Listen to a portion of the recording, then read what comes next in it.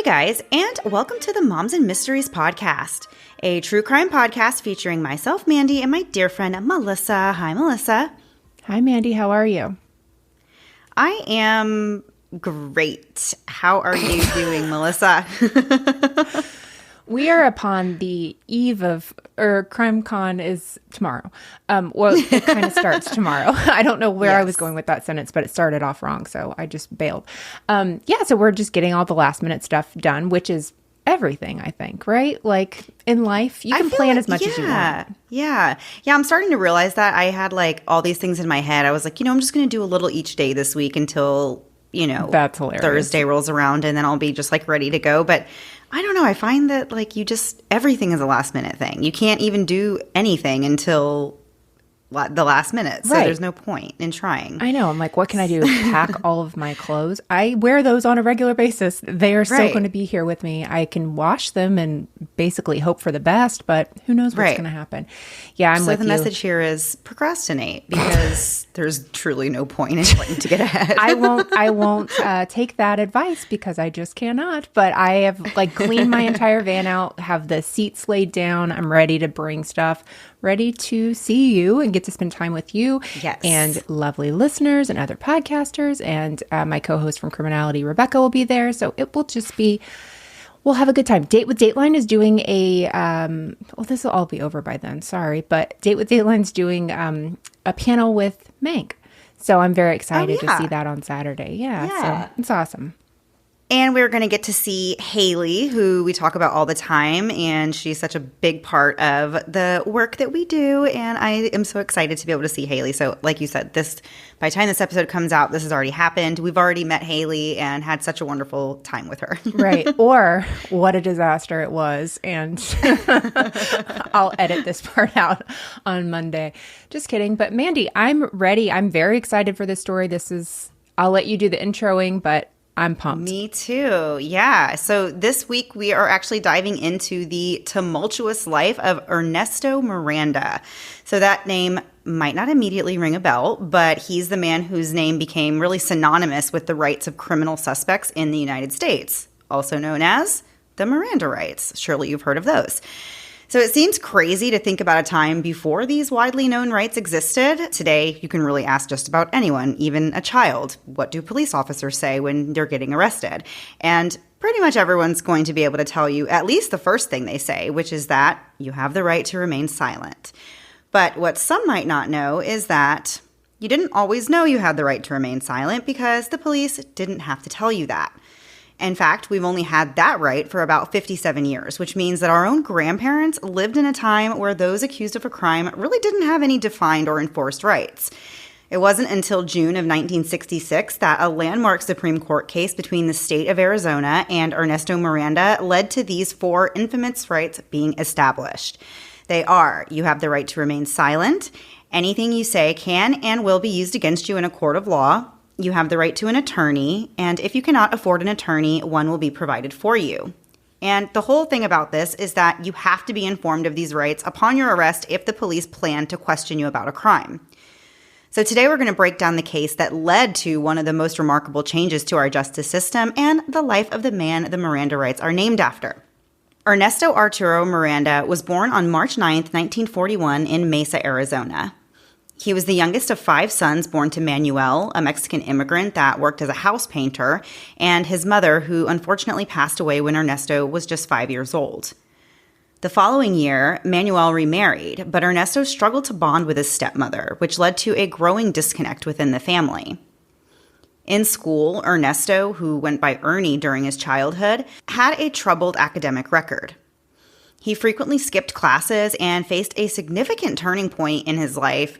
In the 8th grade, which seems so young considering I have an 8th grader myself, Ernesto stole a car at this age, and this resulted in his first felony arrest, and he was subsequently put on probation. A few months later, he was arrested again, this time for burglary, and this led to being placed at the Arizona State Industrial School for Boys at Fort Grant. He was released in December of 1955, but he quickly found himself back in trouble. He was accused of attempted sexual assault and physical assault, and he was sent back to Fort Grant. Despite these multiple stays in juvenile detention, Ernesto's criminal activities persisted, and his offenses included peeping in windows and armed robbery. This has nothing to do with the story, but peeping in windows, I feel like that used to be a very big thing, right? Yes, and it must be because it maybe wasn't really pursued and prosecuted, but now it's very much against the law. If you get caught looking in someone's windows, like, you're definitely getting arrested. Yeah. So, I feel like laws maybe new laws definitely maybe deter activity. Yeah, and I'm going to sound like an old curmudgeon and just be like, everybody's too into their phones. That's why nobody's peeping anymore. Yeah. But I'm glad about it. Thank goodness, Yeah. right? Like, please be into your phone and not into my windows. I know. So in 1958, Ernesto enlisted in the Army, but that didn't really last long. He went AWOL just 15 months later. Another incident of window peeping led to a 6-month hard labor sentence in the post stockade at Fort Campbell, Kentucky. He was also then given an undesirable discharge from the military. So Ernesto continued to live this nomadic life. He was moving from state to state, like Kentucky, Arizona, California, and Tennessee, and accumulating more legal problems along the way. These new charges included vagrancy in Texas and the theft of a car in Alabama, where he was actually arrested for driving a stolen vehicle between states. He received a 1-year and 1-day sentence in a medium security federal reformatory in Ohio, but actually requested a transfer to California so he'd be closer to his family. After his release, Ernesto met Twyla, a woman who had recently separated from her husband, and she had 2 children. The couple got together and moved to Mesa, Arizona, and had a daughter. Ernesto found stable employment as a dock worker for a produce facility, which was a nice change of pace considering his previous job-hopping history. His supervisor even commended him as one of the best workers he had encountered. However, despite these positive changes, Ernesto's criminal behavior continued. In March of 1963, he was tied to the kidnapping and sexual assault of an 18-year-old Phoenix woman who has been referred to as Patricia Weir, which is a fake name used to protect her identity. Patricia was working at a local movie theater that night, and due to a movie that was running late, she didn't get to her final bus stop until 12:10 a.m. While walking home, she saw a car pull out of a driveway ahead of her. A man emerged from the vehicle and grabbed her. He covered her mouth and said, "Don't scream and you won't get hurt." Despite her pleas, the man forced Patricia into his car, tied her hands behind her back, and forced her to lie down in the back seat. After driving about 20 minutes into the desert, the man stopped and raped Patricia before driving her back to the city. During the drive, he said, quote, "Whether you tell your mother what has happened or not is none of my business, but pray for me," end quote, which is one of the weirder things I think I've ever heard somebody say to a victim at the time, right? So he released Patricia 4 blocks from her home, and she and her sister immediately contacted police. When Patricia spoke with Detective Cooley, she gave a description of her attacker's car and mentioned that it was either green or gray with dark striped seats, and it had a distinct smell of turpentine, which I guess I just don't know what that smells like. You know what I can smell right off the bat? Mothballs. Other than that, I'm always wrong. I think vanilla. Yeah. Everything smells like vanilla to me. Right, me too. So Patricia described the suspect as being a male, possibly of Mexican origin, and around 27 or 28 years old. She thought he stood about 5'11" and weighed around 175 pounds with a slender build, a medium complexion, and he had black, short, curly hair, and he was wearing Levi's, a white t-shirt, and dark-rimmed glasses. When she was later asked, Patricia expressed some uncertainty about the suspect's nationality, and she even suggested that he might have been Italian or another foreign nationality. She said that it was dark and she just wasn't really able to get the best look at her attacker. Approximately a week later, a family member of Patricia noticed a vehicle matching the description of the suspect's car and was able to write down part of the license plate, specifically making note that she saw the letters DFL. This family member informed Detective Cooley about the partial license plate information and said that the vehicle resembled a 1953 Packard. Detective Cooley initiated a search for license plates that had the letters DFL within the database, and this turned up around 1,000 plates that had variations of those letters just in the state of Arizona. One of these results corresponded to a 1953 Packard that happened to be registered to 22-year-old Ernesto Miranda. Further investigation revealed that Ernesto Miranda had an extensive criminal record, which included prior charges related to attempted sexual assault. Detective Cooley paid a visit to Ernesto and Twyla at their home, and Ernesto willingly agreed to speak to the officer privately, and he went down to the police station to answer questions. He was not placed under arrest, and therefore he was not handcuffed during this interaction. When they got to the station, another officer that was already at the station came and informed Detective Cooley that there had actually been an unrelated robbery case that was still unsolved, and Ernesto matched the physical description of the suspect in that case as well. The victim in the robbery was a woman named Barbara. So both Barbara and Patricia were brought in to view a lineup that included Ernesto to see if they were able to identify him as being their attacker. In the end, both of the women said that Ernesto did resemble the man who attacked them, but neither one could say definitely that he was the perpetrator. So after standing in this lineup, Ernesto was interrogated by two detectives. He was not informed of his right to remain silent or his right to an attorney, even though both of those things were already protected by various amendments. But as we said before, the requirement to inform a suspect about those rights didn't exist at this time. So if you weren't brushed up on your knowledge of the Constitution and didn't know what rights you had, right, and that no one tells you, then you're not likely to know. So initially, Ernesto denied any involvement in the crimes, but within a short period of time, he actually did confess to the robbery of Barbara, as well as the kidnapping and rape of Patricia. Ernesto was actually then brought in to meet Patricia, which I think is one of the crazier things I've ever heard in any story. And he told the police that Patricia was the person that he had kidnapped and raped, which is so... I have never heard of that being done in any other case. Me either. I was thinking about that, like how traumatic it is for victims to get on the stand and have to face their attackers, but to have this be like very quickly after you're just in a room with this guy. I mean, I don't know. It just seems like the absolute worst idea ever. Yeah. It's probably a reason why we don't hear about that happening anymore. Thank goodness. Yeah. So Patricia also was able to confirm that Ernesto was her attacker after not only seeing him, but also listening to his voice. And we have so much more to get into with this story after a quick break to hear a word from this week's sponsors.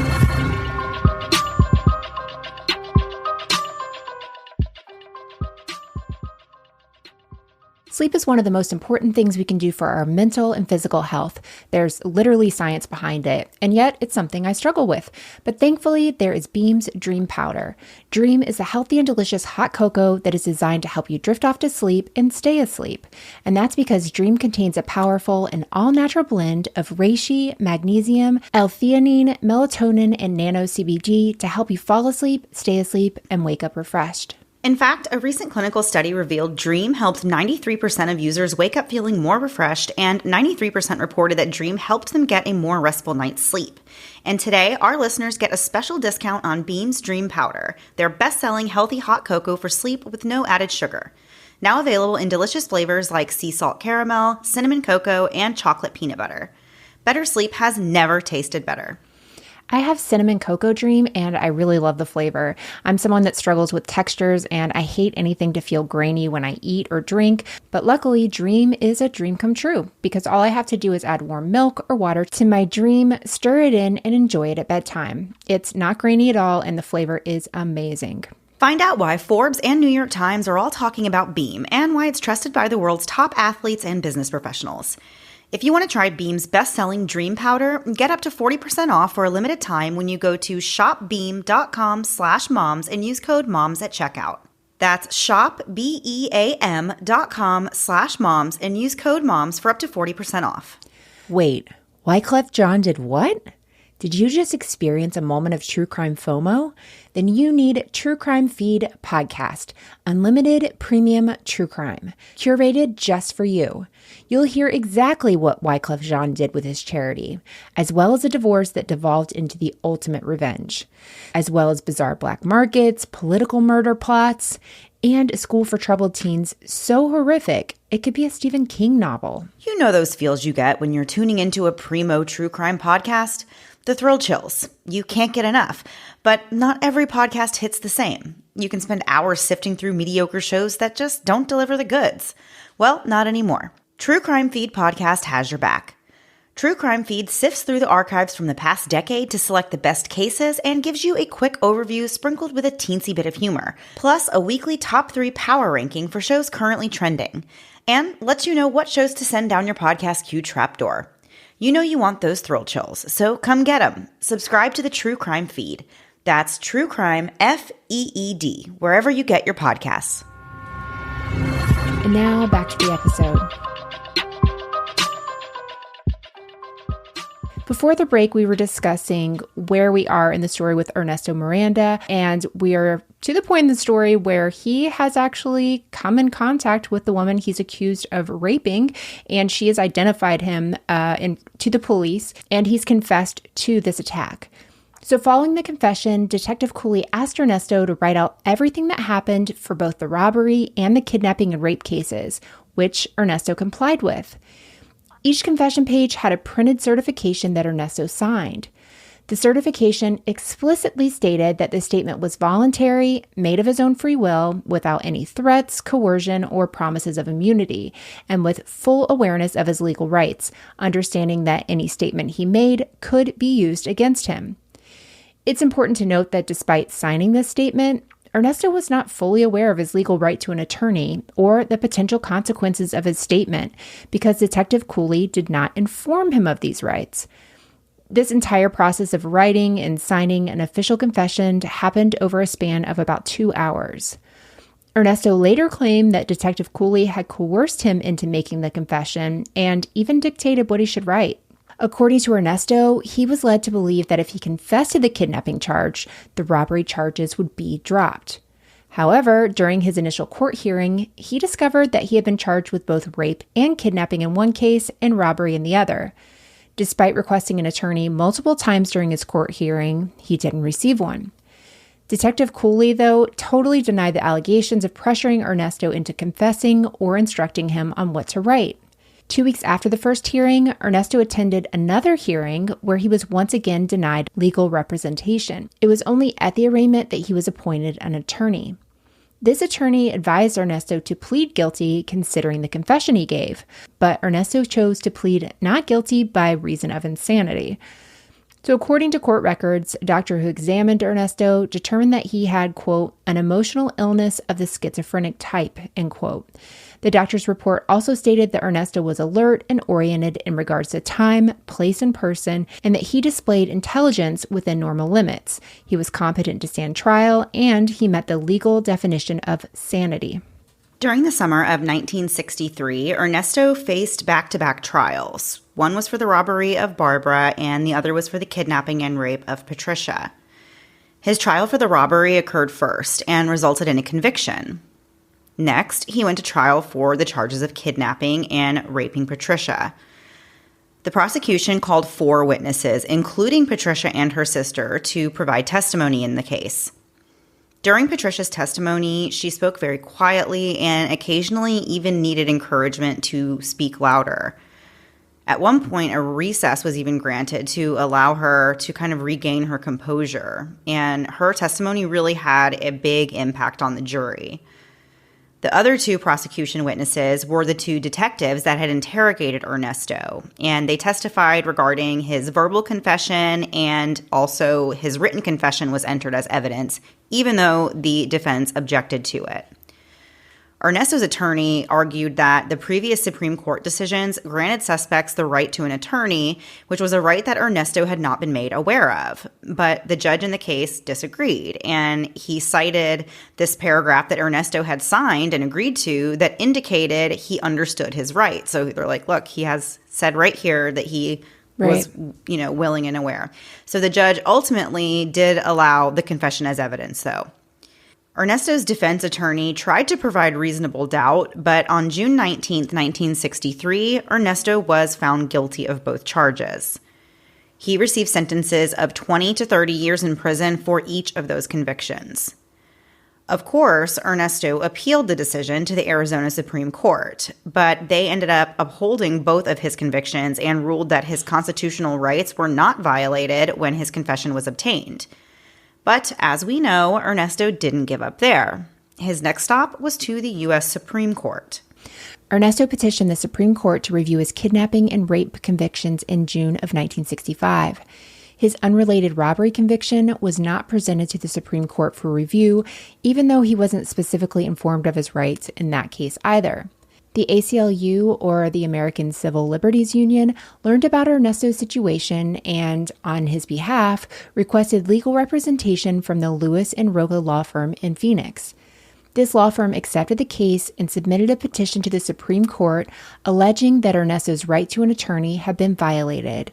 The Supreme Court agreed to review 150 different cases dealing with the issue of when the right to counsel begins. They ended up selecting 4 of those cases to address. They were the cases of Roy Stewart, Michael Vignera, Carl Westover, and Ernesto Miranda.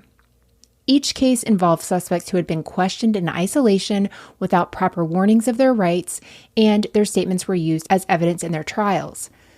These cases were consolidated into a single ruling. I thought this was super interesting. Ernesto Miranda's name was the primary name used in the ruling because it happened to be first in alphabetical order. We could have had something called the Stewart Rights, right? You'd have your Vignera Rights. Yeah, I feel like there's a good reason they didn't do that one. That one's just tricky, but but really, the Westover Rights kind of sounds like I don't know. It sounds like something cool. Yeah, but it is kind of wild that it's alphabetical order. This thing that everyone's going to have to know about.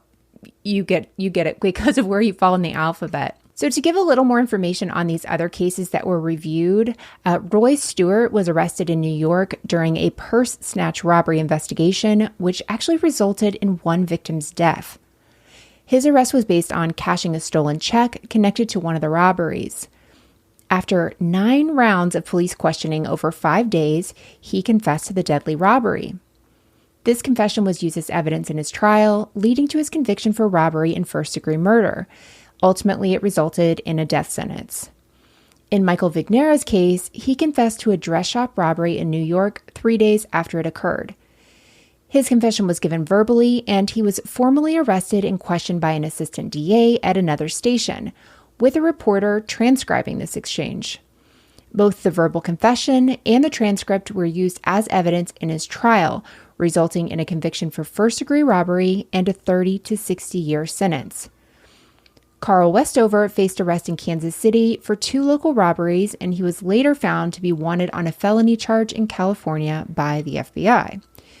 He was interrogated by local police and FBI agents for 2.5 hours, during which he signed prepared confessions admitting to the California robberies. These confessions were used as evidence, leading to Carl's sentencing of 15 years for each robbery count. And we still have more to get into after one last break to hear a word from this week's sponsors.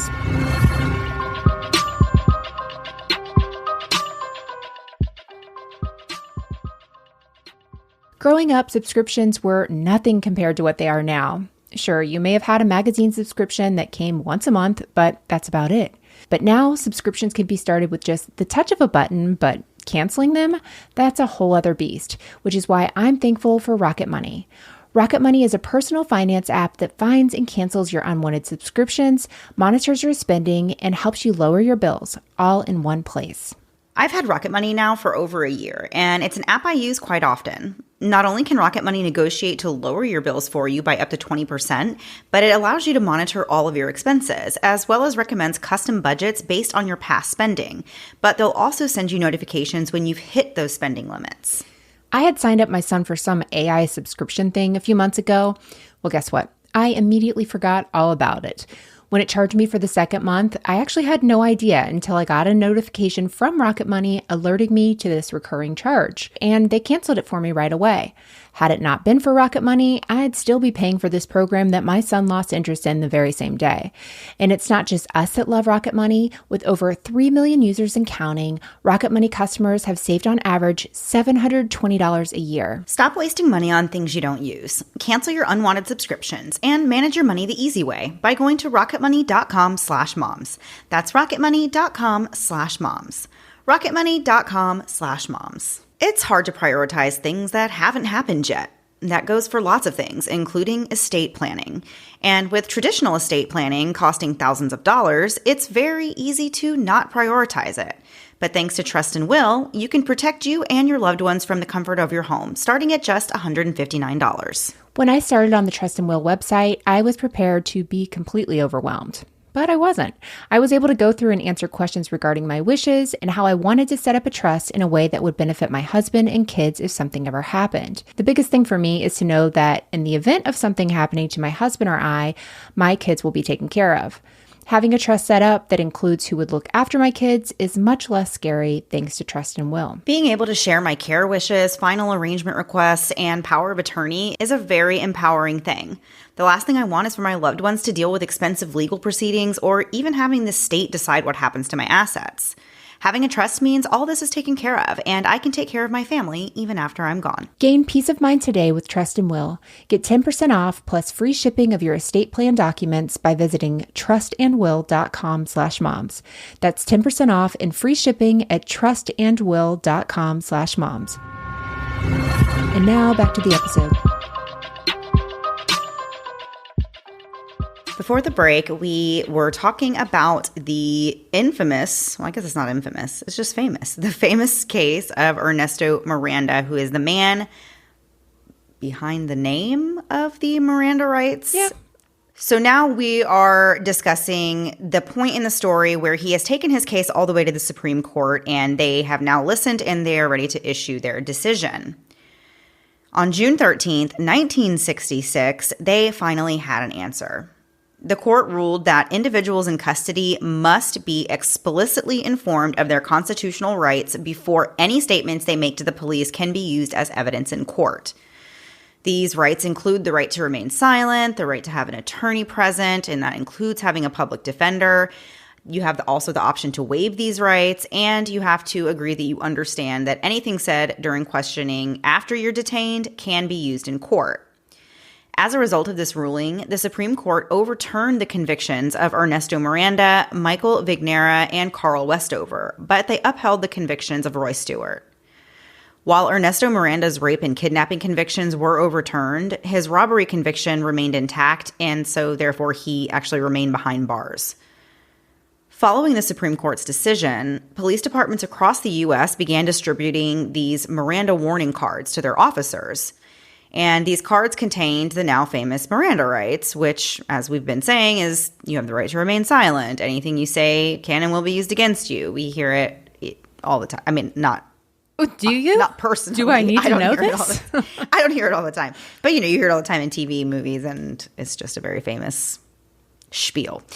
So it is important to note, though, that the specific wording of the Miranda warning can vary from state to state, but all states, it is required that they ensure that the essential elements that are mandated by the Supreme Court are effectively communicated to the suspect that's in custody. In February of 1967, Ernesto faced a retrial for the rape and kidnapping charges. His previous confession was excluded as evidence in his retrial. His ex-girlfriend Twyla testified as a witness for the prosecution and said that Ernesto had confessed to her when she went to visit him in jail right after he was arrested. Ernesto asked Twyla to go to Patricia and convince her to drop the charges. Ernesto ended up being found guilty again and once again received the same 20 to 30-year sentences for each conviction. In prison, Ernesto gained some notoriety, but he also faced hostility from fellow inmates. He was paroled in December of 1972, and he briefly gained he got his 15 minutes of fame, I guess you could say. And he even, very outrageously, in my opinion, was signing, autographing the Miranda warning cards, I guess, and, charging $1.50. Okay. But in July of 1974, Ernesto was actually rearrested for possessing a firearm during a routine traffic stop. And, of course, you can't do that whenever you are a convicted felon. So he was taken back to prison. He was released again in December of 1975. At that point, his relationship with his girlfriend Twyla had soured, and she had gone and changed her name and was denying him access to their daughter. Then, less than 2 months after being released again, Ernesto was met with his final fate. On January 31st, 1976, Ernesto visited a Phoenix bar called La Amapola. While at the bar, Ernesto played cards and drank beer with two friends, 23-year-old Fernando Rodriguez and 23-year-old Marina Perez. As the card game ended, alcohol-induced tensions escalated into a heated altercation. Witnesses gave varying accounts about who did what. So one version suggests that Fernando tossed a few dollars at Ernesto, to which Ernesto responded, "No, it won't be done that way."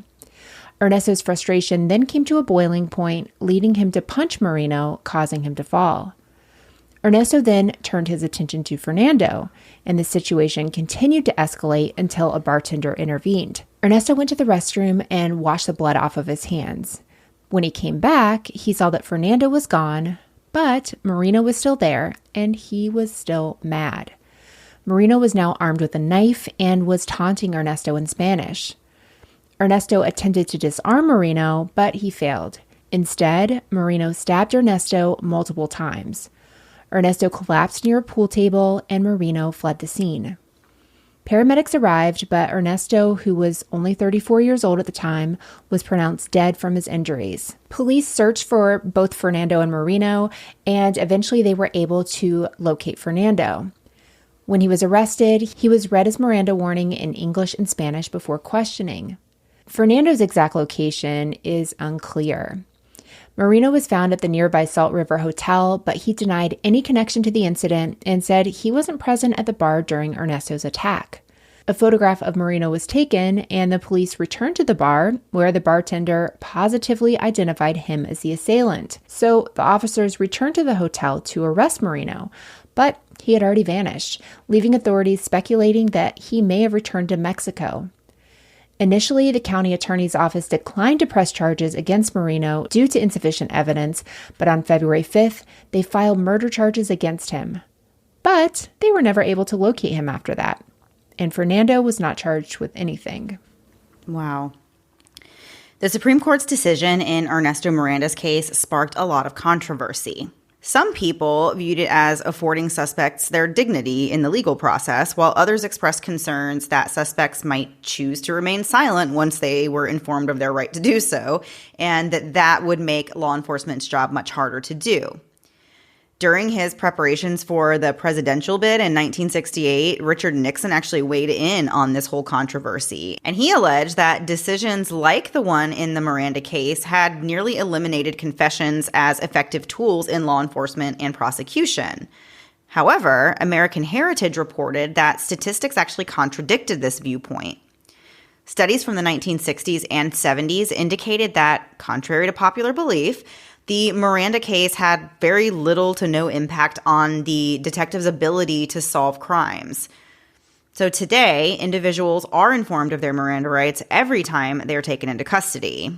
And additionally, police are required to confirm the suspect's understanding of these rights and inquire if they wish to speak while invoking them. If the suspect doesn't speak English, a translator has to be brought in to be able to convey this warning. Individuals can invoke their Miranda rights at any point before or during questioning. If the person indicates a desire to remain silent or to request an attorney, then the interrogation must stop until an attorney is present, and this allows for consultation and representation during any further questioning.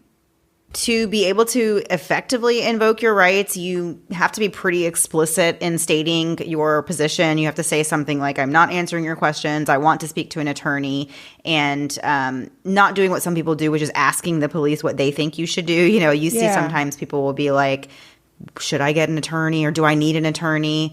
It's important to note that police are only obligated to read your rights if they are planning to interrogate you about a crime or criminal activity. You can be arrested without being read your rights as long as there's no plan to question you in the immediate future. But if they do decide to interrogate you, they have to inform you of your rights first. In certain cases, suspects in custody may not be subjected to immediate interrogation. For instance, when two suspects are arrested together and placed in a patrol car, their conversations may be recorded without an officer asking questions. In such instances, no immediate Miranda warning is required. However, if the police later decide to question them about the crime, the Miranda warning must be given. There are other situations in which Miranda warnings may not be necessary, as outlined by the Hardy Law Firm. The first is with traffic stops.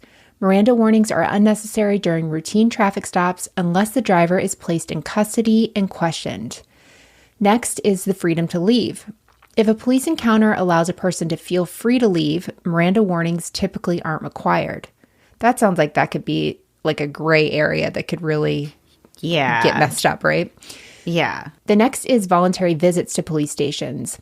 Suspects voluntarily going to police stations for interviews do not trigger Miranda rights. I thought that was kind of interesting. There's also non-police questioning. That's like store security, and they don't require Miranda warnings unless directed by a police officer.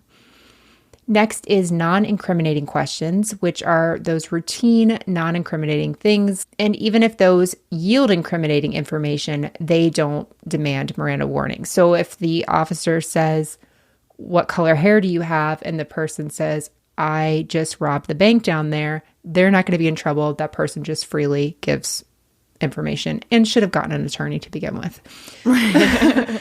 Lastly is unprompted statements. Miranda warnings aren't needed when a suspect voluntarily speaks without police questioning.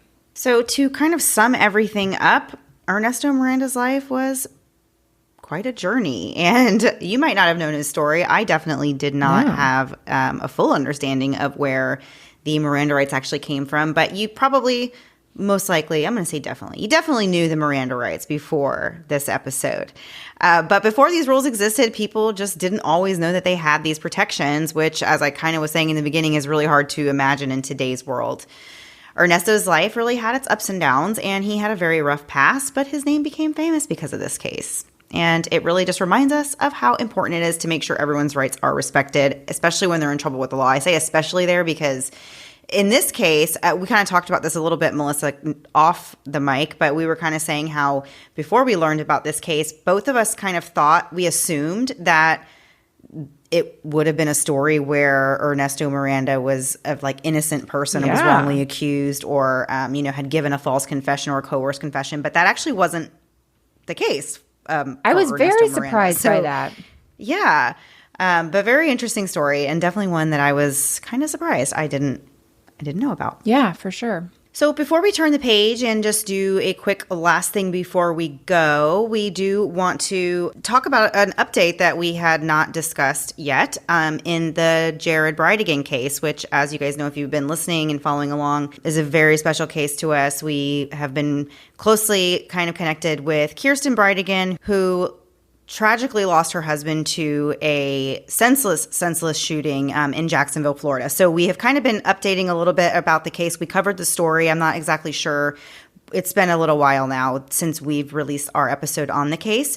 But a lot has happened since then, and we've been trying to kind of update you guys a little bit. I'll put a link in the show notes to our episode on the story as well. So if you have been following along with that case, we did mention, I think several months back now, that they had arrested Mario, who was Jared Bridegan's ex-wife's new husband, in connection with the case. And there was all this talk about, is his ex-wife actually going to be arrested as well?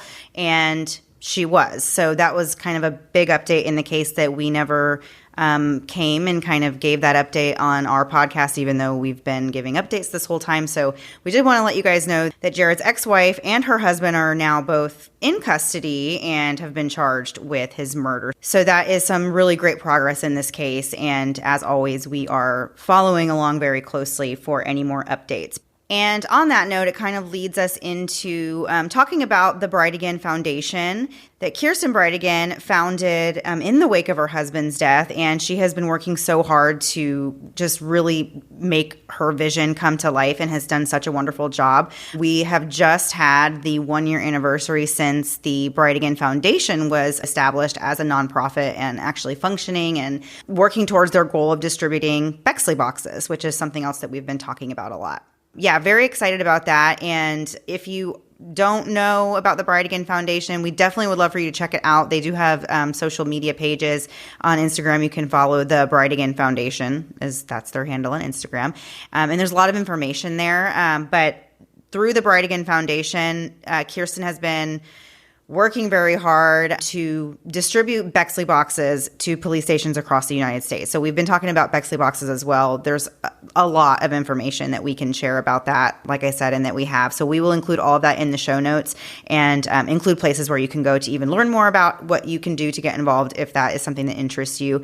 Melissa, we're really excited. We got to have a Bexley box at CrimeCon with us. Yes. We kind of had that in the works and aren't really sure quite yet what we're going to do or where we're going to be able to place the box. But there have been 34 boxes total that have been donated to police stations across the U.S., which is amazing to think that there are 34 Bexley boxes out there, and hopefully 35 as soon as we can find what to do with this one that we have. Yeah, it's really incredible. And it's been really cool to see messages come in that Kirsten has shared showing where police officers or police stations have been able to use the Bexley box for kids who are in there for whatever reason who are at the station.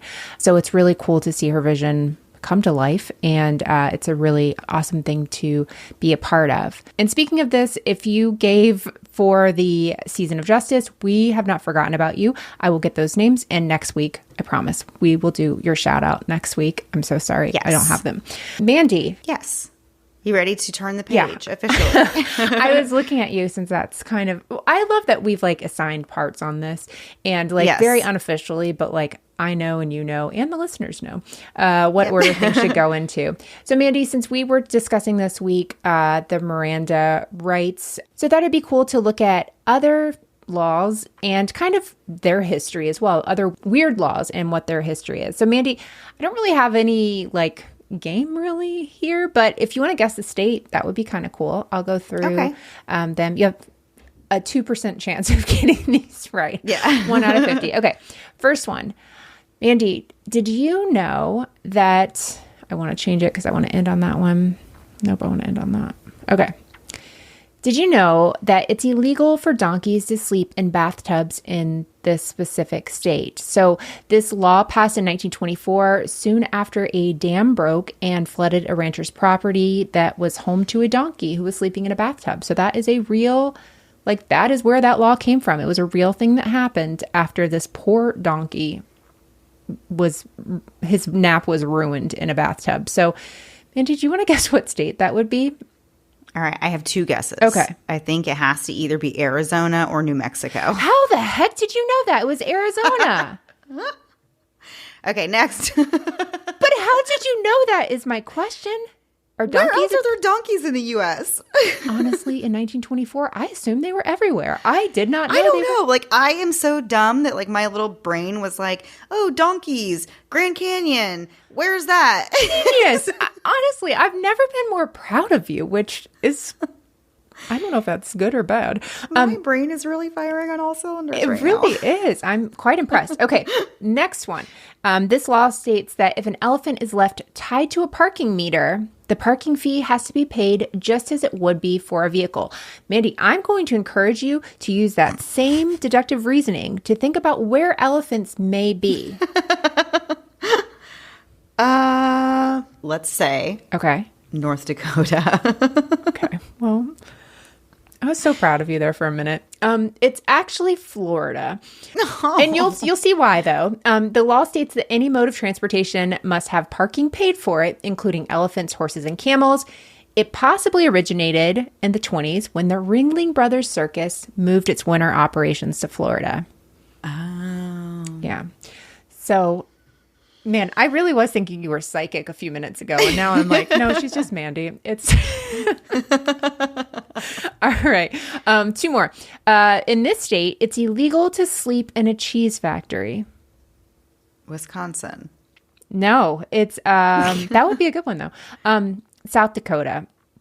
So basically, there was some law, and why does it say in a Lodi, California newspaper? Okay.